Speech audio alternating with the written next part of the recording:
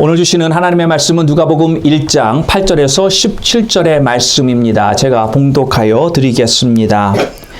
마침 사게라가 그 반열의 차례대로 제사장의 직무를 하나님 앞에 행할세 제사장의 전례를 따라 제비를 뽑아 주의 성소에 들어가 분향하고 모든 백성은 그 분향하는 시간에 밖에서 기도하더니 주의 사자가 저에게 나타나 향단 우편에 선지라 사가랴가 보고 놀라며 무서워하니 천사가 일러 가로되 사가랴여 무서워 말라 너의 간구함이 들린지라 내 아내 엘리사벳이 내게 아들을 낳아 주리니 그 이름을 요한이라 하라 너도 기뻐하고 즐거워할 것이요 많은 사람도 그의 남을 기뻐하리니 이는 저가 주 앞에 큰 자가 되며 포도주나 소주를 마시지 아니하며 모태로부터 성령의 충만함을 입어 이스라엘 자손을 주 곧 저희 하나님께로 많이 돌아오게 하겠음이니라.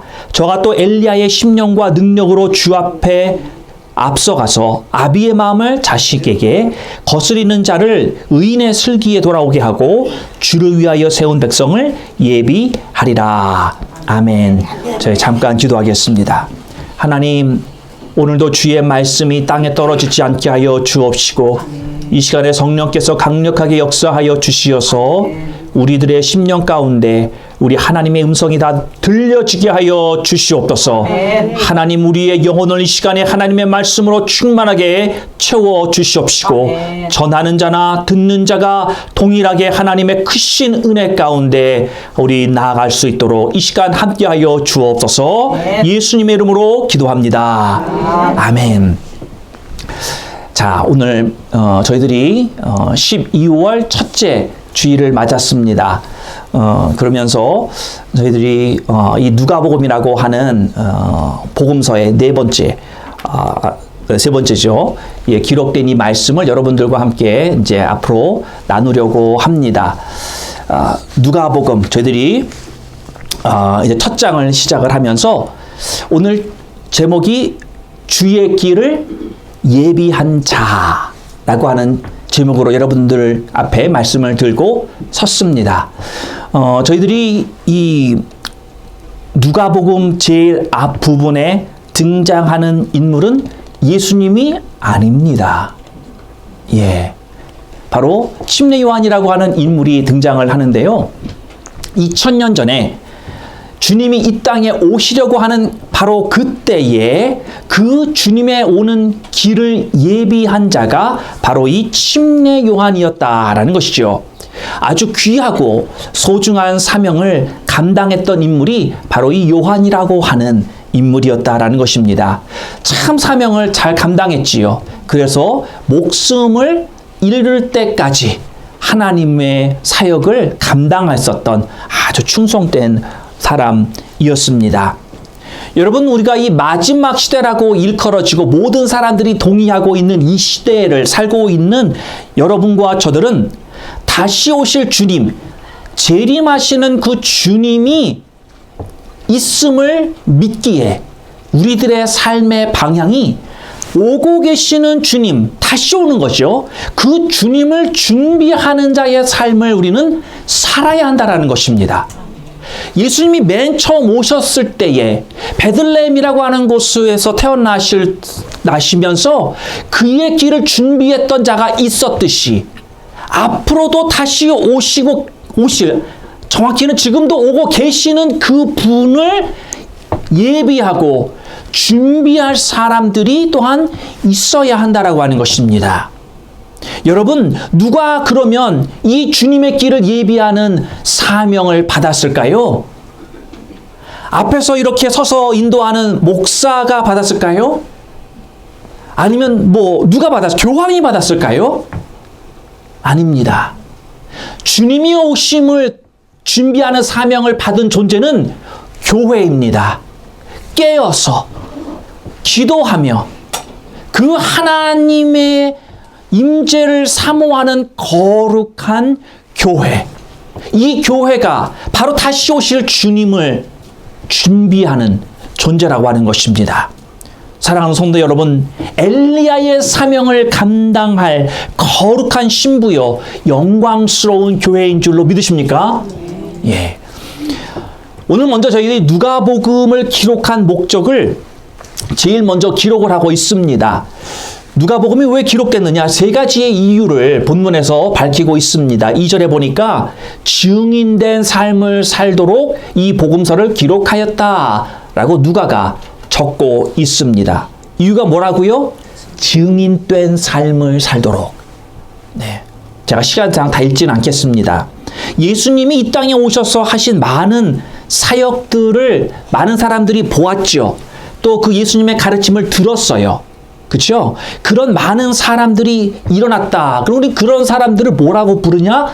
증인이다. 왜냐하면 그들이 직접 눈으로 보았고 예수님을, 또한 가르침을 직접 들은 사람들이 있었기 때문이라는 것이죠. 여러분에서 증인이라고 하는 말은 헬라어의 원어에 어떠한 의미를 가지고 있냐면 순교라는 말에서 나온 거예요. 그러니까 증인이라고 하는 말은 그냥 예, 맞습니다. 아니, 틀립니다. 이런 말 하는 정도에서 끝난다는 게 아니라는 거죠. 목숨까지 걸 수 있는 그러한 존재가 바로 이 증인이다라는 것입니다. 그래서 결국 이 누가복음을 기록한 첫 번째 목적은 주님을 위하여 내가 내 삶을 어떻게 살 것인가? 어떻게 주님을 위하여 내 생을 다 드릴 것인가? 이 질문을 우리들에게 던지고 있다라고 하는 것입니다. 여러분의 인생은 남겨진 인생을 어떠한 모습으로 드리겠습니까? 그러한 의도로 이 누가복음이 기록되었다는 것입니다. 두 번째 기록된 의도는 3절에 보면 데아빌로 가카에게 먼저 보냈다 이렇게 말씀하고 있습니다. 가카라는 말을 썼으니 이 사람이 누구겠어요? 로마 정부의 최고위층에 있었던 공직자인 것을 우리는 알 수가 있습니다. 당시 최고위층, 아마 누구에게 말을 해도 다 알 수 있는 그런 사람이었습니다. 여러분, 예수를 믿으면 죽을 줄 알면서도 믿는 게 쉽겠습니까? 어렵겠습니까? 내가 예수를 믿어도 죽을지 살지 모르면 오히려 모르니까 쉽게 믿을 수 있어요. 그렇죠? 그런데 내가 예수를 믿으면 반드시 죽을 거야. 그 사실을 알고 있다면 여러분 쉽게 믿어지겠습니까? 쉽게 교회에 나가겠습니까? 어렵죠.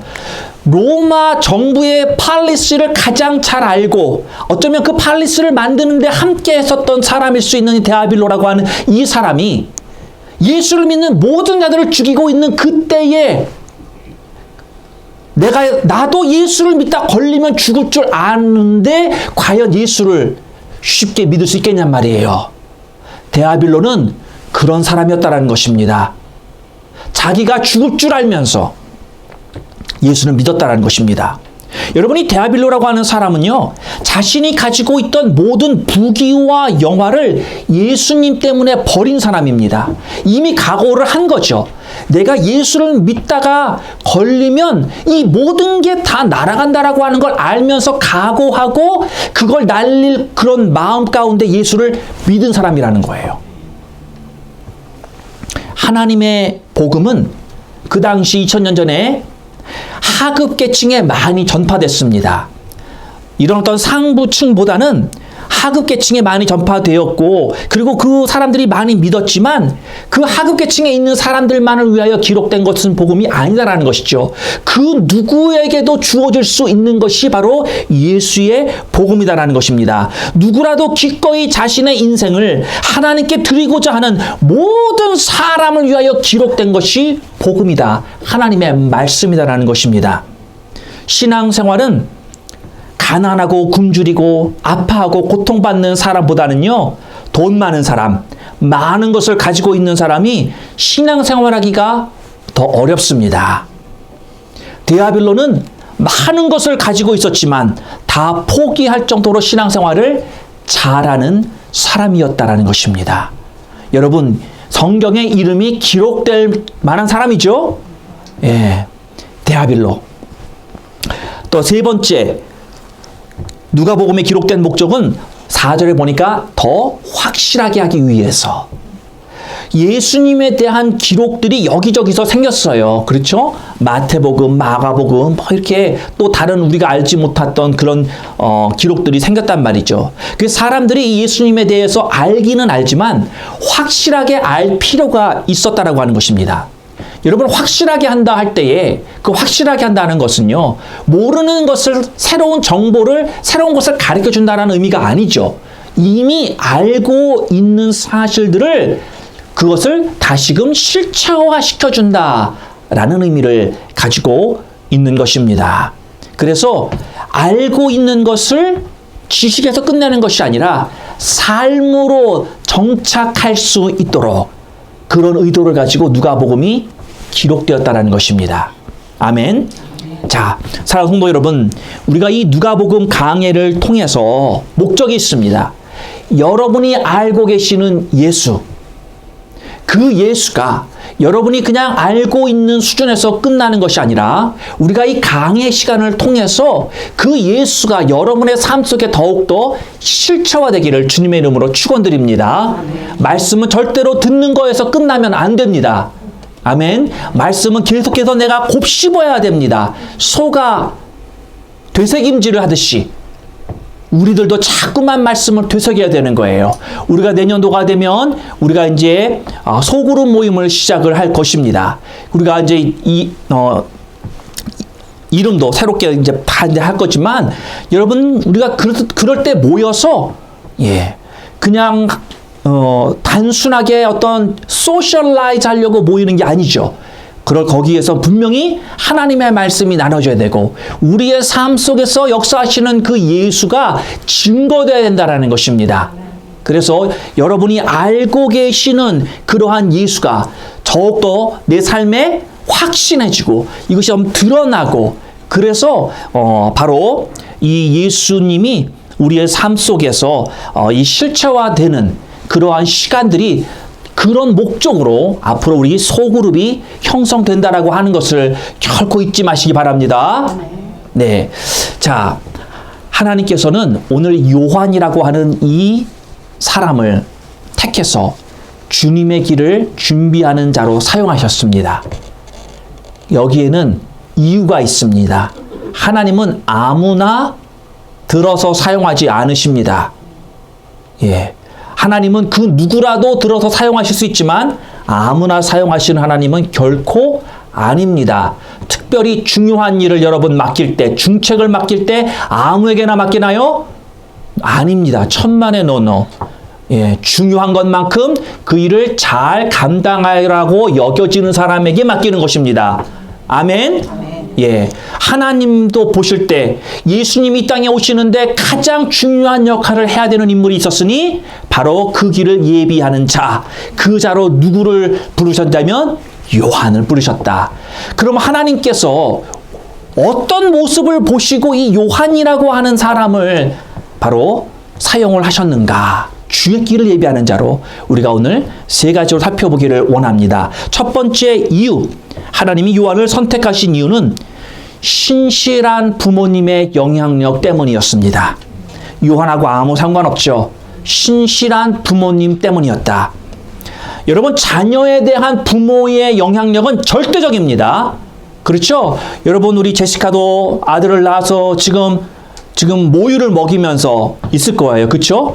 그러면 이 가슴에 안고 그 젖을 빨고 있는 이 아들의 모습을 보면서 여러분, 엄마가 무슨 생각을 할까요? 내 생명을 다 주어도 아깝지 않은 놈이야. 그런 마음이 막 가슴에서 막 뭉클뭉클 막 일어날 거예요. 그렇죠? 잊어버렸구나 다.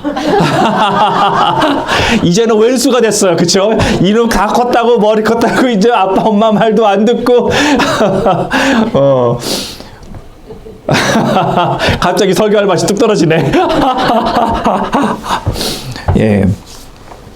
자, 우리 부모님이라고 하는 존재는요, 이 자녀가 특별히 이렇게 애기였을 때 내 힘으로 아무것도 할 수 없는 그러한 존재였을 때 부모님이라고 하는 존재는 절대적이죠. 샤워도 내 힘으로 못해요. 밥 먹는 것도 내 힘으로 못 먹어요. 그렇죠? 모든 걸 부모님이 해줘야 된단 말이죠. 우리는 하나님을 뭐라고 부르죠? 아버지라고 불러요. 그렇죠? 부모님이란 말이에요. 하나님은 아버지라고 하는 아주 완벽하고 완전한 부모의 상을 가지고 계신 분입니다. 그렇죠? 하나님은 어떤 면모로 보아도 완전하신 분이에요. 부모로서도 그런 완전한 상을 가지고 계신데 그 하나님은 완전한데 그 완전하신 부모님을 받아들이는 내가 그렇게 못 받아들이는 어려움을 우리는 가지고 있다는 것입니다. 왜 하나님은 완벽한데 그 완벽한 부모의 상을 나는 받아들이지 못하느냐? 그 이유는요. 바로 내 biological parents, 내 이 땅의 아버지와 어머니로부터 그런 온전한 하나님과 같은 영향력을 받지 못했기 때문이라는 것이죠. 우리가 하나님을 생각할 때 하나님이 내 아버지다. 하나님이 내 부모님이다. 그걸 알고 있지만 현실적인 내가 어렸을 때부터 경험했었던 내 가정의 내 아버지, 내 어머니의 모습은 완전하지 않았다라는 것입니다. 날 사랑하지 않았다는 말은 아니에요. 그러나 그들의 사랑엔 분명히 플러가 있었다라는 거죠. 그들이 보여준 모습에는 다 좋은 것만은 아니었다라는 것이 문제라는 것입니다. 그래서 이게 어려운 것입니다. 우리 자신들도 보면요. 우리 자녀에게 완전하지 못한 부모의 영향력을 끼치다 보니까 우리 자녀도 하나님을 완전한 부모로 받아들이지 못하는 이러한 사이클이 계속 되고 있다는 것입니다. 먼저는 내 부모님이 완벽한 부모의 상을 내게 보여주지 못했고 내 자신도 마찬가지로 하나님 아버지의 완벽한 부모의 상을 내 자녀들에게 보여주지 못한 내 잘못도 있고 어떤 이런 것이 사이클이 됐단 말이에요. 하나님은 완벽한데 그 완벽한 부모의 모습을 보여주지 못하는 우리의 연약함, 이것이 문제라는 것입니다. 저 자신도 완벽한 부모가 아닙니다. 제 부모님의 좋지 않은 영향을 저는 어렸을 때 받았습니다. 그렇기 때문에 내게 허점도 있고요. 좋지 않은 영향력을 지금도 내 자녀들에게 끼치고 있는 것이 현실이라는 것입니다. 우리 한 사람 한 사람이 신앙생활을 잘하냐 못하느냐, 이것은 여러분의 개인으로 끝나는 것이 아니다라는 것입니다. 여러분 자녀들에게 절대적으로 끼치는 그 영향력이 내가 신앙생활 못한 것만큼 내 자녀에게 흘러내려간다라는 것입니다. 그런 영향을 미친다라는 것입니다. 반대로 내가 잘했으면 잘한 것만큼 가는 거죠. 사랑하는 성도 여러분, 내 자신의 문제가 내 자신의 문제로만 끝나지 않는다는 것을 기억하시기 바랍니다. 내 문제가 내 자식에게 되물림된다라고 하는 사실을 우리는 기억해야 합니다. 그래서 신앙생활을 잘해야 됩니다. 아멘 해주세요. 신앙생활 잘해야 됩니다. 나를 위해서, yes, 또 내 자식을 위해서도 마찬가지라는 것입니다. 자식에게 돈 많이 물려줄, 그게 최고의 복이 아니에요. 구원이라고 하는 것은요, 개인적인 측면에서만 끝나는 것이 아니고요, 사회적인 측면에까지 영향을 끼치는 것입니다. 그리고 역사에까지도 끼칠 수 있는 것이 바로 구원이라는 것입니다. 한 사람이 온전한 구원의 역사를 이루면 그 개인적인 구원의 역사를 올바르게 사회에 영향을 끼치고, 또한 더 나아가서 역사적으로도 올바른 영향을 끼친다라고 하는 것입니다. 한 가장이 한 사람이 온전히 구원의 역사를 이루면 그 가족이 전부 다 구원을 받는다라는 것입니다. 그런 영향을 가장이 끼친다라는 것입니다. 그래서 사도행전에 보니까 내가 구원을 받으면 뭐라고 그랬어요? 내 집이 구원을 얻으리라. 예. 가장이 구원을 받으니까 그 가장이 구원을 받음과 예수 그리스도를 닮아가는 모습 가운데 온 가족이 그 모습을 보며, 이야 진짜 하나님이 계시구나, 이야 진짜 예수가 정말이구나, 다 믿는다라는 거예요. 그리고 그 가정을 통하여서 그 지역에, 그 사회에 또한 예수 그리스도의 영향력을 끼치는 것이 자연적인 신앙의 모습이다라는 것입니다. 자, 먼저 이 요한은요, 이 신실한 부모님의 영향력을 받았는데 그 가문을 보면 제사장의 가문입니다. 아버지는 이 아비자의 그 계열의 제사장이었고요. 엄마는 아론이 누군지 아시죠? 예, 모세의 브라더. 네, 그 진짜 제사장이었단 말이에요. 그 핏줄의 딸이었단 말이죠. 그래서 그 두 사람이 결혼을 했습니다. 여러분이 아버지가 아주 신실한 제사장이었어요. 수많은 제사장들이 있었을 텐데 그 당시에도 그 중에서 선택을 받아서 하나님의 성전, 그 성소에서 분향하는 일을 했단 말이에요. 이게 돌아가면서 했던 것인데 이 아비야 반열이라고 하면요, 여러분 이스라엘은 24개의 반열이 있습니다. 그리고 이 반열에 한 반열에 또 1000명의 제사장들이 섞여 있었다라고 합니다. 그러니 그 숫자를 하면 몇 명이에요? 24,000명의 제사장이 있는데 그 중에 한 사람으로 선택을 받아서 성소에 들어가서 하나님 앞 분향하는 일을 했고 모든 사람들은 바깥에서 이 일을 위하여 함께 기도하였더라 라고 성경은 기록했던 것은 바로 요한의 가문의 신실한 제사장의 가문이었다라는 것입니다. 또한 두 번째, 양 부모가 다 하나님 앞에 의인이었다라고 6절에서 기록하고 있습니다. 구약 시대에 의인이라고 하는 그런 의미는 하나님이 인정한 사람이다 라는 뜻입니다. 의인은 하나님이 인정한 사람, 모든 계명과 규례대로 흠이 없는 사람을 말한다는 것입니다. 다른 말로 표현하면 그 구약, 지금 예수님이 막 오시기 전이잖아요, 지금. 그러면 구약 시대의 사람이라고 말할 수 있죠. 그렇죠? 그런데 그 시대에 의인이다라고 하나님이 인정했다고 하는 것은 그들이 하나님의 말씀대로 살았다라는 거예요. 구약 시대에 주어진 그 율법과 계명과 그런 모든 말씀대로 살았기에 의인이라고 하는 하나님의 인정하심을 받았다라는 것입니다. 말씀. 여러분, 신앙생활은 말씀이 정말 다라고 말해도 과언이 아닐 정도로 말씀은 우리들의 신앙의 기초역, 알파와 오메가라고 말할 수 있다는 것입니다. 이 말씀을 우리는 얼마나 소중히 여기고 살아야 되는가. 바로 이 요한의 부모님들이 그런 모습을 보여주었다라고 하는 것입니다. 그런 삶을 살았다라고 하는 것입니다. 제사장 가문에서 하나님의 말씀대로 사는 부모님 사이에서 태어난 요한, 하나님이 쓰실 만한 사람이었죠. 이런 사람을 안 쓰면 하나님이 누구를 쓰시겠습니까? 하나님이 이렇게 요한을 사용하였습니다. 사랑하는 성도 여러분, 여러분 개인의 신앙생활이 얼마나 큰 영향력을 미치고 있는가, 여러분 다시 한번 오늘 이 말씀을 통해서 깨달으시고 여러분의 자녀에게 그러한 여러분이 자란 신앙생활이, 그런 신앙의 모습이 흘러가기를 축원합니다.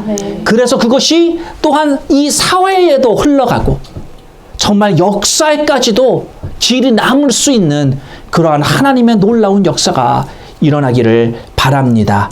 그래서 믿음의 가정을 세우십시오. 말씀의 가정을 세우십시오. 신실한 가정을 이어나가시기를 바랍니다. 두 번째, 하나님께서 요한을 사용하신 이유는 14절에 등장을 합니다. 너도 기뻐하고 즐거워할 것이요 많은 사람도 그의 남을 기뻐할 것이다. 사람들이 기뻐할 거라는 거예요. 그러면 여러분 여기서 우리가 세 가지를 볼 텐데요. 먼저 기뻐하는 그 이유 중에는 주 앞에 큰 자가 됨이라, 그렇게 말하고 있습니다. 주님 앞에 큰 자가 된다라는 거예요.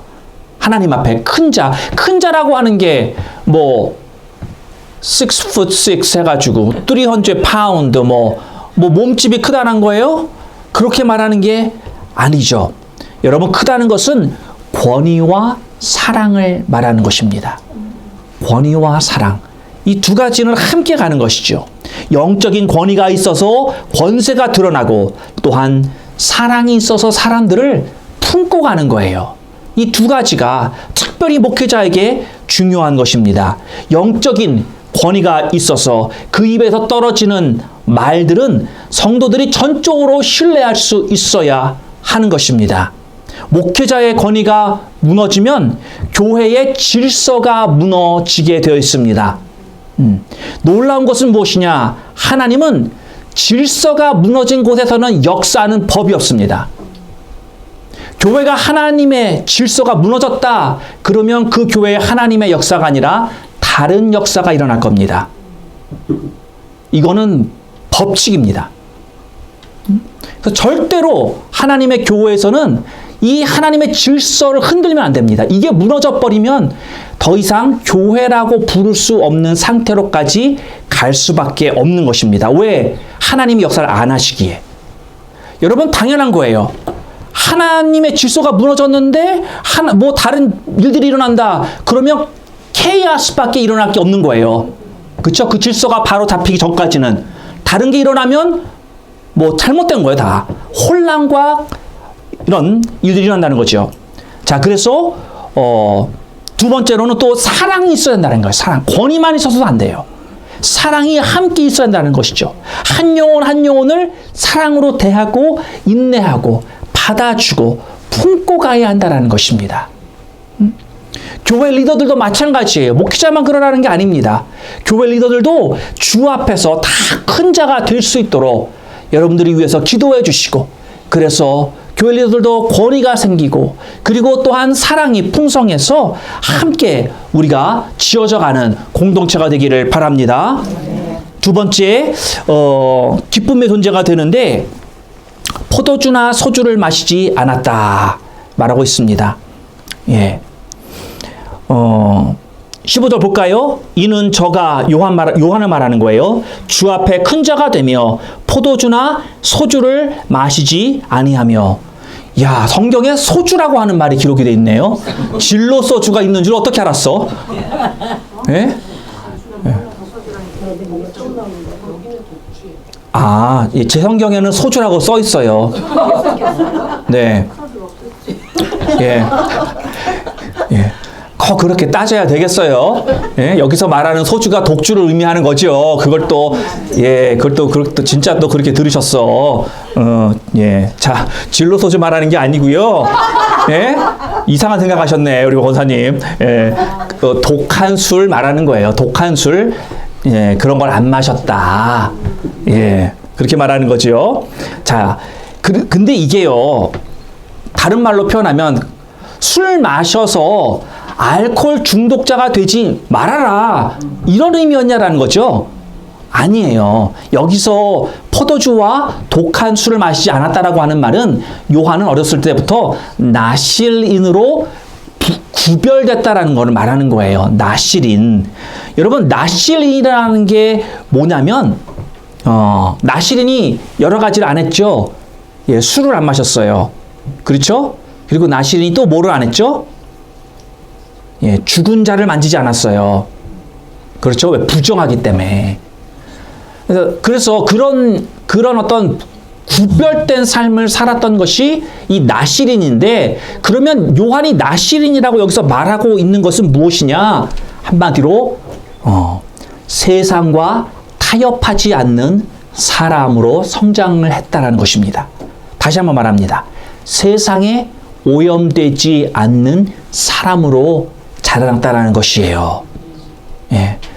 그렇게 크니까 광야에서 낙타의 옷을 입고 석청과 메뚜기를 먹으면서 사람들을 보면서 이 독사의 자식들아 회개하라, 이렇게 할 수 있었던 거예요. 이렇게 자랐기 때문에. 여러분, 유명한 분들의 신앙 간증 들어보신 거 여러 가지 있을 거예요. 뭐 예를 들면 뭐 하늘산에 있었던 어떤 뭐 목사님 얘기, 또 다른 어떤 강단에서 신앙 간증하는 얘기 우리가 많이 들었죠. 그런데 그런 얘기를 들어보면 이런 주류가 있습니다. 뭐냐면, 내가 예수님을 믿기 전에는 저는 이러한 죄인이었습니다. 그러면서 그들이 어떤 잘못 살았던, 죄 가운데 살았던 그런 자기의 삶을 간증하는 그런 이야기를 합니다. 얼마나 자기가 세상으로 살았는지, 예수님 믿기 전에 그러한 이야기를 쭉 하지요. 그래서 못 모르는 사람들은 그런 이야기를 들을 때, 이야, 저 목사님, 야, 저 예수님 믿기 전에 터프하게 살았구나. 야, 멋있었네. 나도 저 맛 알지. 세상을 동경하는 그런 마음이 들면 안 됩니다. 예. 여러분 왜 그런 거 있잖아요. 술맛 아는 사람이 술 얘기 할 때 떠오르는 거예요. 아, 맞아. 그게 그 맛이지. 그 내가 소주 얘기할 때 소주에 반응하셨던 분들 조금 수상해. 예. 네. 자, 여러분 여기서 우리가 깨달아야 되는 게 뭐냐면 세상으로 오래 산 것만큼 찌들어 사는 것만큼 그걸 빼내려면 살인적인 회개가 필요합니다. 다시 한번 말해드릴게요. 세상에서 그렇게 세상의 방식으로 오래 쪄들어 살은 만큼 내가 하나님 앞에 온전한 사람으로 변화되려면 살인적인 회개를 해야 된다는 것입니다. 여러분 그냥 내가 주일날 나와서 하나님 앞에 예배 드리는 것만으로 내가 하나님 앞에 온전한 자로 세워진다? 물론 그게 시작은 될 수 있겠죠. 그러나 그것으로 충분하지 않다라는 것입니다. 여러분 그냥 회개가 아니에요. 정말 사람을 죽일 만한 그런 지독한 회개가 되어야지 그 세상의 것들을 내가 정리하고 끊어내고 하나님의 원하는 사람의 모습으로 변화될 수 있다는 것입니다. 어마어마한 얘기입니다. 다른 말로 표현하면 되도록이면 세상을 모르는 게 좋습니다. 전 죄를 말하는 거예요. 죄, 타락을 말하는 거예요. 세상의 타락을 모르는 것만큼 좋은 거예요. 세상의 죄를 안 지은 것만큼 좋은 겁니다. 내가 이만큼 죄를 졌어. 자랑 아닙니다. 하나님 앞에 가서 죄 졌다고 자랑할 일 있어요? 아니죠. 회개하고 잘못했다고 하나님 앞에 용서를 빌어야 되는 시간만 늘어나는 것입니다. 분명한 건 하나님은 거룩하고 정결한 영혼을 들어서 사용하십니다. 변치 않는 진리입니다. 하나님은 죄인을 들어서 죄 많다고 그 사람을 더 높이는 그런 하나님이 아니라는 거예요. 하나님이 쓰시려면 먼저 그 죄를 해결을 받고 변화를 받고 온전한 모습으로 변화될 때 하나님이 들어서 사용하는 거예요. 여러분 사도 바울을 하나님께서 그 크리스찬들을 그렇게 핍박할 때 들어서 사용하였습니까? 아니죠. 다메섹에서 만나서 하나님 앞에 그렇게 회개하고 한참 동안에 아라비아 광야에서 그렇게 교육을 받고 난 후에야 하나님이 바울을 썼다라는 거예요. 17년간을. 모세도 마찬가지예요. 40년을 하나님이 광야에서 뺑뺑이로 미디안 광야에서 교육을 시켰단 말이에요. 그리고 나서 이스라엘 백성을 맡기셨단 말이죠. 하나님은 보세요. 다니엘과 같은 정결한 영혼, 어렸을 때부터 하나님을 믿고 그 하나님의 뜻대로 살겠다고 결단하고 살았던 그 다니엘, 영적 나신이 되어야 세상과 타협하지 않고 살면서 하나님의 기뻐하는 사용받는 그릇이 되는 줄 믿으시길 바랍니다. 네. 또한 요한은 모태로부터 성령 충만을 받았습니다. 어머니가 성령 충만했으니까 아기도 성령 충만을 받았다라고 볼 수 있고요. 어머니는 충만하지 않았지만 그러나 아기가 충만했다라고도 볼 수 있습니다. 어떤 견해로 보느냐? It's up to you. 자, 중요한 것은 아기가 성령 충만했다는 것입니다. 요한은 모태에 있었을 때부터 성령 충만함을 받은 아주 극히 드문 그런 인물이었다라고 하는 것입니다. 여러분 임신하면 임산부는 늘 성령 충만해야 합니다. 아멘. 예. 여러분 엘리사벳이 아기를 가진 줄 알고 임신한 줄 알자마자 5달 동안이나 숨어서 지냈습니다. 왜 아기 어머니가 임신한 사실을 알고 숨어서 지냈을까요? 창피해서요. 부끄러워서요. 그랬을까요? 여러분 이스라엘에서는요. 아기를 못 뺀 게 disgrace. 부끄럽고 창피하고 여인의 치욕이 바로 임신하지 못하는 거라는 말이에요. 이스라엘에서는. 그러니 엘리자벳이 평생 동안 아기를 갖고 싶었지만 갖지 못하다가 지금 아기를 가졌어요. 그러면 기뻤겠어요? 안 기뻤겠어요? 하늘을 날아가는 기쁨이었겠죠. 여러분, 모든 사람들, 세상의 여인들아 나를 보아라, 그러면서 하고 싶은 얘기가 많았을 거예요. 그런데 엘리사벳은 오히려 다른 사람들과 접촉하지 않는 곳으로 후퇴해 들어갔다라는 것입니다. 왜 그랬을까요? 하나님이 주신 아이에 대한 존귀한 마음이 있는 거죠. 하나님이 내게 주신 이 아이가 얼마나 귀했겠어요. 얼마나 귀했겠어요. 그 아기가 세상에 물들지 않도록 하기 위해서 숨어 지낸 것입니다. 전혀 세상과 타협하지 않고 세상에 더러운 거 안 보고 세상에 더러운 거 안 듣고 완전히 숨어서 오직 하나님만 묵상하고 하나님께만 기도하고 그렇게 지낸 것입니다. 그러니 얼마나 성령 충만했겠습니까? 여러분, 이래서 태교가 중요한 것입니다. 태교. 참 우리나라 민족도 그런 거 보면 굉장히 지혜로운 거죠. 어린아이가 들었을 때, 생명이 들었은 것은요, 바로 그때서부터 우리가 온전히 아이를 교육한다라고 하는 올바른 생각을 우리 민족이 가지고 있었다라는 것입니다. 자, 그래서 하나님이 요한을 사용하신 이유 중에 하나다.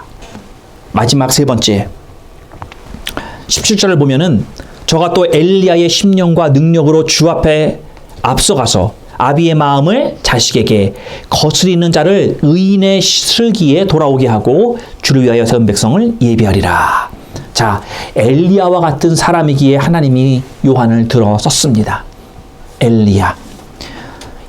이스라엘 민족에게 엘리야는요, 아주 귀한 존재입니다. 메시아가 오기 전에 선지자 엘리야가 먼저 올 것이다. 그래서 그 엘리야가 주님의 길을 예비할 것이다 라는 예언이 성경에 있었습니다. 이사야 40장 3절에 있었고요. 또한 말라기 3장 1절에도 있습니다. 그러면서 엘리야의 심령과 능력에 대해 말하고 있어요. 오늘 본문 말씀은 엘리야의 심령이 무엇이냐? 바로 아버지의 마음을 자식에게 준다, 이런 뜻을 가지고 있습니다. 하나님의 마음을 하나님의 자녀에게 회복시킨다라는 그러한 사역을 바로 이 요한이 감당할 것이다 라고 하는 것입니다. 하나님의 사랑을 알게 하는 것이다. 심령이라는 게 그런 것이잖아요. 바로 여기에서 하나님의 사랑이 느껴지는 것이고, 그 사랑과 이 하나님의 이 마음을 온전히 알게 될 것이다 라는 것입니다. 그리고 또 거스리는 자를 의인의 슬기에 돌아오게 하고, 이 말은 무엇이냐면 하나님을 순종하지 않고 살던 사람들이 다시금 하나님의 말씀에 순종케 할 것이다, 이런 말씀입니다. 엘리야는 순종의 사람이었습니다. 하나님이 보내는 대로 다 갔던 사람이에요. 여러분, 아합 왕에게 갈 때 자기가 죽을 줄 알고 갔어요. 예. 다 지금 모든 선지자들을 잡아 죽였는데 하나님이 가래요. 그러니까 나도 가면 죽을 텐데 그래도 순종하며 갔던 사람이죠. 하나님이 까마귀를 통해서 먹을 거를 공급해 주시니까 부정하다고 더럽다고 안 먹어 그러지 않고요. 하나님이 먹으라니까 새가 물어다 준 거를 기꺼이 먹었어요. 여러분들, 새가 부리에다가 물어다가 여러분 입에 넣어주면 먹겠습니까?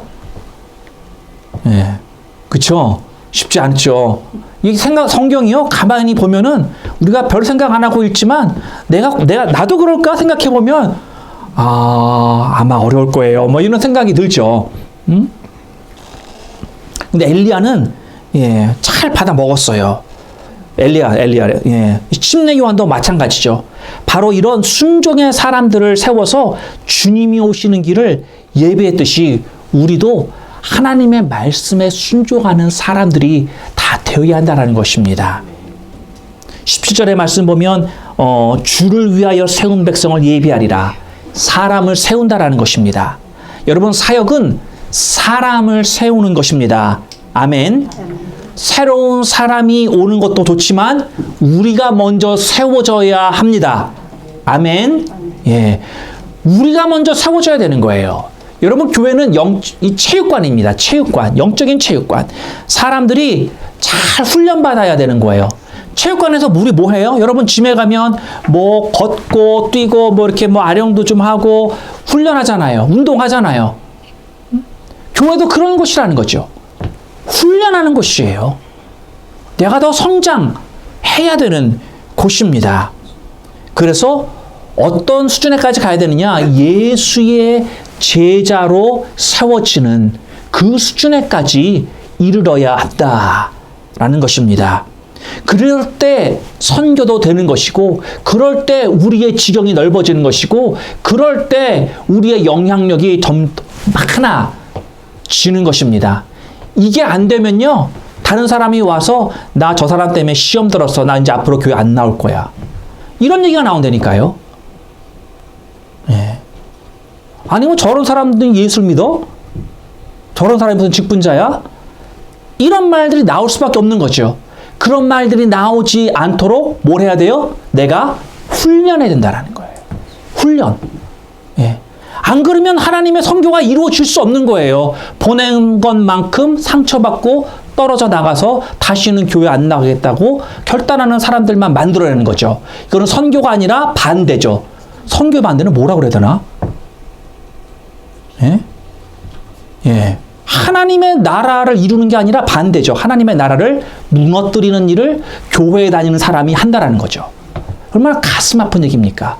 이유가 뭐예요? 훈련을 안 받아서. 훈련 안 받아서.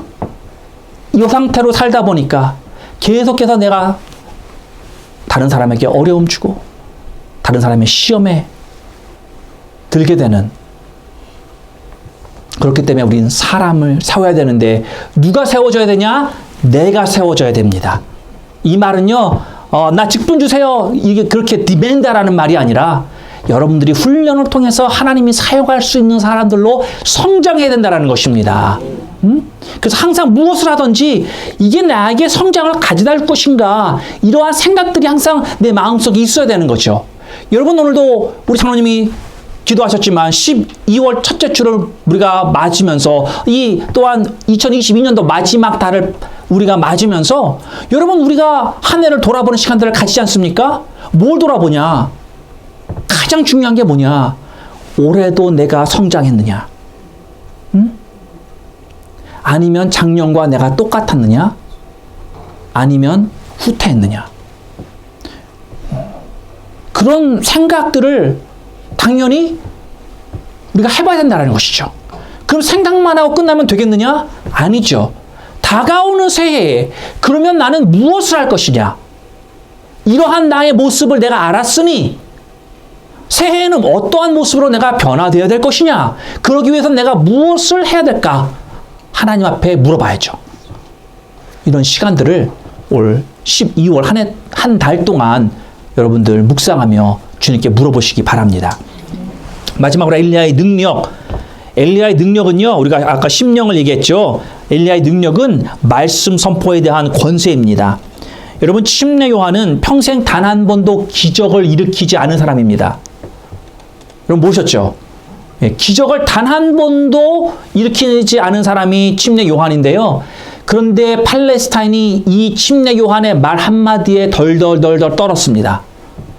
그래서 그 헤롯 왕도 침례 요한을 두려워했어요. 기적을 일으키지도 않았는데, 될 수 있으면 그를 만지지 않으려고, 죽이지 않으려고 그랬단 말이에요.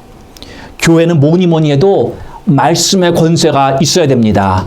아멘. 하나님의 말씀이 살아있어서 정말 우리의 골수를 쪼개는 그러한 말씀의 권세가 분명히 이 제단에 있어서, 그러한 말씀이 우리를 찌르고 우리를 변화시키는 그러한 권세가 바로 이곳에 있도록 여러분들 위해서 계속 기도해 주시기를 바랍니다.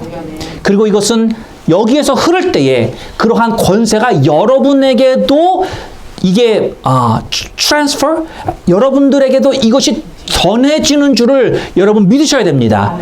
여기서 목회자만 가지고 있는 권세가 아니라는 거예요. 여러분의 삶 속에서 그런 권세가 함께 간다라는 것입니다. 여러분이 교회의 리더로서 여러분이 앞으로 인도할 여러 가지들이 있을 텐데, 아니면 여러분이 그 리더가 세워진지 안다고 할더라도 여러분의 상황 가운데서 분명히 그 하나님의 말씀의 권세가 여러분의 삶 가운데 분명히 임하여서 여러분이 변하고 여러분이 하는 말들에 이미 힘과 능력과 함께 나가는 그러한 존재로 세워져 나가는 것이 바로 이 교회 공동체라고 하는 것입니다. 말씀 맺겠습니다. 사랑하는 성도 여러분, 신실한 영적 가정을 꾸려나가시기를 바랍니다.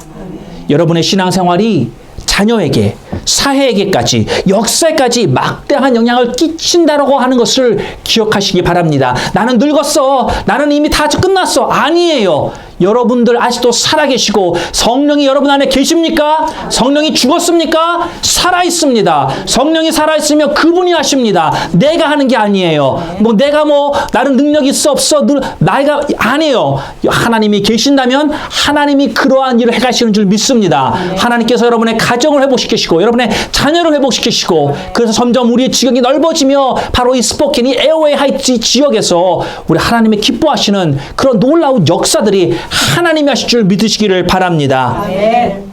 하나님의 권세 그리고 하나님의 이 사랑이 우리에게 또한 임하기를 원합니다. 영적인 순수함, 성령 충만한 엘리야와 같이 주님의 길을 예비하는 여러분이 다 되시기를 주님의 이름으로 축원합니다. 우리 함께 기도하겠습니다. 오늘